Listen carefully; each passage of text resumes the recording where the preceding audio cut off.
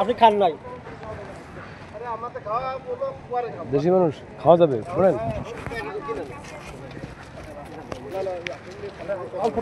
কথা বলবো মানুষ না আমরা শোনেন ভাই। আচ্ছা আমার আসেন আপা এদিকে আসেন।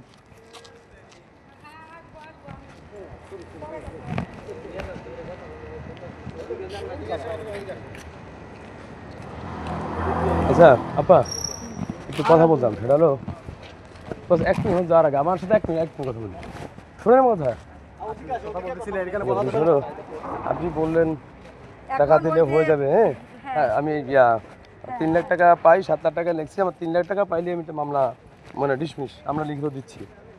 এরপর বললেন যে ওসি রুমের সাথে আসেন, আমাদের থেকে চলে গেলেন। আসলে কি চাচ্ছেন? আমারে বেরোইতে দিচ্ছে না। এখন আরেকটা লোক ওনার ওই যে অ্যাডমিনে ছিল উনি 30 লাখ টাকা অভিযোগ করছে। এখন আপনাদের আসামি ছাড়বে না। কি বলছে? ও ওসি স্যার ছাড়বে না, ও আসামি চালান করে দিবে। আচ্ছা আমি আপনাকে বলি 30 লাখ টাকার অভিযোগ। আচ্ছা শুনেন, ওই মানে আপনি কি ওর সাথে? কামালের সাথে সামনেই কথা বলছে। আমি বলছি আপনি কি ওর সাথে? কামাল স্যারের ভিতরে নিছিল, দেখছিলেন? আচ্ছা আপা ওসি ম্যাডাম কিন্তু নিছিল, নিয়ে ওনার এই যে একটা অ্যাডমিনে একটা লোক ছিল, আচ্ছা আমাদের হলে 30 লাখ টাকা পাবে। ওই লম্বা লইয়া যে লোকটা, আরে হ্যাঁ বুঝছি, একটু মোটা মুখ গোল। পরে আর কি বলতিছে যে ওনাদেরকে ছাড়বে না, ওইদের মামলা রেকর্ড করে পরে ওনাদের পাঠাই দিবে। আপনি যে আচ্ছা ওনাদেরটা বাদ দেন, একটা থানার মানে থানায় যারে মানে যাই হোক এটা তো বলে আপনার গেলাম নাই, কারণ আপনি কি ওদের সাথে আপনি কি ওদের সাথে একভাবে মামলা করছেন নাকি আপনি আলাদা? আমি তো আলাদা। আচ্ছা আপনি যে আলাদা হন, আপনাকে একটু আগে আমাকে টেবিলে বললেন যে আমি 7 লাখ অভিযোগ করলো, 3 লাখ দিলেও আমি যেটা পাই সেটা দিলে আমি মামলা উঠাই দেবো। আমি বলছি ওসি সাহেব ছাড়বে না। মানে এটা কি ওসি সাহেব ছাড়তে চাচ্ছেন নাকি আপনি তো চাচ্ছেন? আমি মনে করেন আমি এখন ওসি সাহেবের উপর দিয়ে তো আমি কিছু বলতে পারি না ভাই, আমি তো বলতে পারি না। শুনেন আপনি শুনেন, ওসি সাহেব বলছে শুনেন আপা ও লোকাল ডিসি স্যার আসছিল, আমি তাদের উপরে আমি কিছু বলতে পারবো না। লোকাল থানা ওসি সাহেব হচ্ছে একজন গার্ডিয়ান। তো ওসি স্যার দিবে, বুঝছেন না? না না ওসি কোনো প্রোটেকশন দেবে না, ওসি সমাধান করবে। আপনি তো রাজি এবং ওসি রাজি হচ্ছে না, এই তো? আপনারা ওসি স্যারকে বলেন। হ্যাঁ আচ্ছা আপনি তাহলে বসেন। আপনার যে এগেইনস্টে যেটা মানে করছেন মূলত, যে আমাদের কামাল সাহেব তো এটা নিয়ে কোনো ডিফল্টার না, যে ডিফল্টার তার এগেইনস্টে মামলা করছেন, যেহেতু স্যারের সাথে সে আছে বিধায় ওই লোক তো আছে এখানে। হ্যাঁ ওই লোক এখানে আছে। সাংবাদিকরাও এই সব আমি মামলার এজাহারে যা লেখছি এগুলো আমার সাংবাদিকের সামনে এগুলো আমার বলা লাগছে, বুঝতে পারছেন?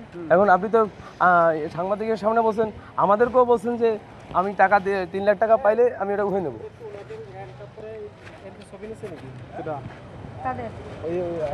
না না তা তো আমি বলতে পারবো না। হ্যাঁ হ্যাঁ নিশ্চয়।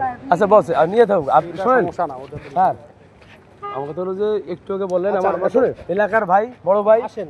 আচ্ছা আপনারা সবাই মিলে আর্মিতে বলে স্যার আমরা ভুল করেছি, আমাদের সভাপতি ভাই আমাদের স্যার আমরা আপনারা যা যা বলবেন আপনারা বলবেন যে আমার আমি এটা আপনি বলবেন যে আমাদের যেটা হচ্ছে আমাদের টাকা আমরা পাইলে আমরা মীমাংসা করি। বাদী বিবাদী যদি এক হয়, যদি আপনি আসেন না না, তারপর ওসি স্যার যদি না করে, ওসি তো আমাদের গার্ডিয়ান, সে তো করবেই আমাদের সমাধান।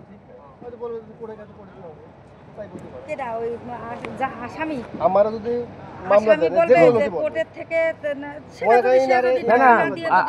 জামিন নিয়ে আসতে আপা আমরা কোর্ট বলতে চাচ্ছি না, আপনি একটু যেটা বলছেন আপনার প্রাপ্য এখানে বুঝে পেলে আপনি আপনার যে অভিযুক্তটা করছেন সো বাদী বিবাদী যদি একই অভিযুক্ত আমরা মিটে দেয় তাহলে সে কেস ডিসমিস হয়ে যায়। ওসি স্যারের উপর দিয়ে আমি কোনো ওসি স্যার কি আপনাকে না করছে? আরে জ্বালা, ওসি স্যার আমারে না করে নাই, কিন্তু ওসি স্যারে আসামি ছাড়বে না।